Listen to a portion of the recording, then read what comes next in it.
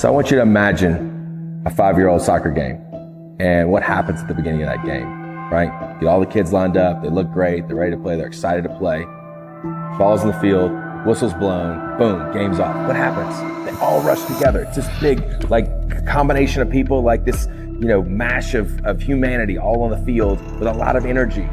But the reality is the ball's not really going anywhere. It's kind of staying in the same spot. A lot of kicking, a lot of motion, no goals being scored. Then fast forward, if you think about that same analogy to maybe 6th grade or 10th grade, further along.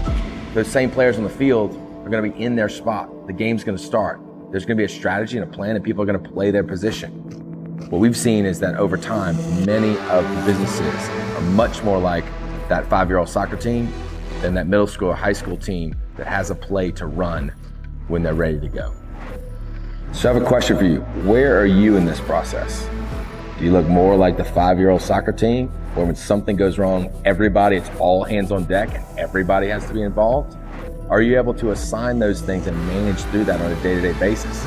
Do you and your team get out of position regularly because you're constantly tripping over each other because you aren't clear who's accountable for what at any point in time, and you aren't even clear what the commitments are at this point in time? So I want you to think about that. Do you look more like the 5-year-old soccer team, or more like that team that's a little bit older and a little more mature in the way that they operate, in the way that you run your business today? And how does that then flow through the rest of your organization? Because if you're doing that at leadership, can you imagine what's happening 2 and 3 levels below you?